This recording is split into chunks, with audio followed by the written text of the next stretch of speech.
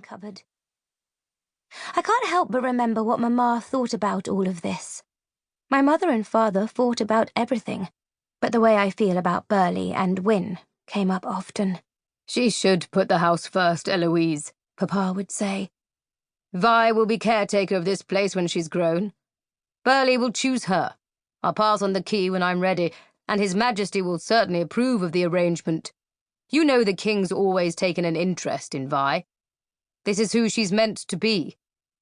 She doesn't know who she is now, let alone who she ought to be in the future, Mamma always argued back.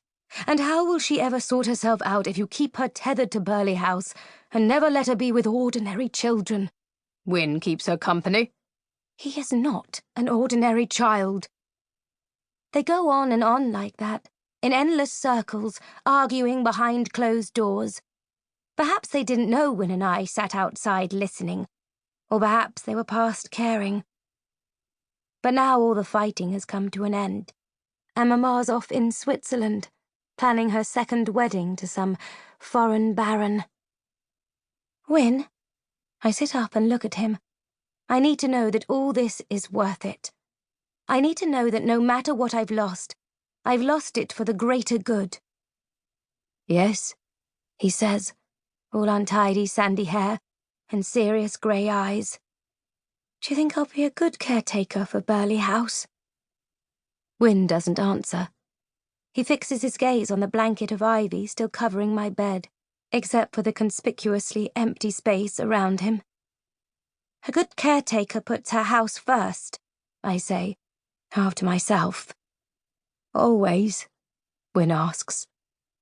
I reach out a hand and a strand of green ivy twines around my wrist, a near match for the lattice-work birthmark of slick pink skin that stamps me there, like a bracelet.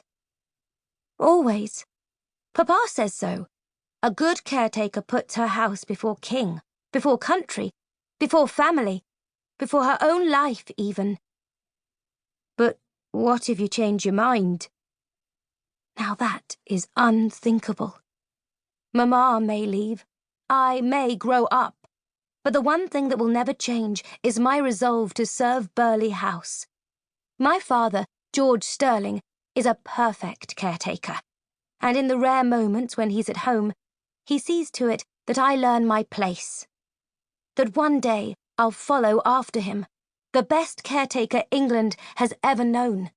Under Papa's watchful tenure, Burleigh has thrived. The counties our house governs have known peace and prosperity. I will never change my mind, I tell Wyn. I'll put Burleigh first all my life, because this place is greater than you or me or any one person. And though I've learned this lesson by rote under the watchful eye of my stern father, my heart still swells when I repeat it. For as long as I can remember, Burleigh has been everything to me. This house is like a mother, father, comforter, and friend. I intend to repay the favour someday, when I'm able. We may not understand the house. We may not be able to speak with it, but Burleigh House was here watching over the West Country before you or I were born, and it will be here long after we're gone. It is my duty as a Sterling to serve this place, and to help it care for the countryside. Mamma knew that, Wyn. She knew it. But she was always jealous of Burleigh. She couldn't see why it's worth looking after. I stop and swallow fiercely, past the heat burning in the back of my throat and behind my eyes. Wyn stares down at the floor, looking as small and miserable as I feel.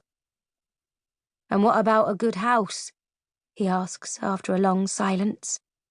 I frown as he plucks an ivy leaf and shreds it to bits. What does a good house do? Shouldn't you get something in return? I run a finger across the ivy, soothing the place where Wyn marred it, and the leaves turn to my touch like flowers towards sun. I don't expect anything. A good house puts itself first, because the well-being of the countryside is bound up in the health of its house. And so a good house chooses its caretaker wisely, and doesn't spare them when trouble comes. The fire flickers on the hearth.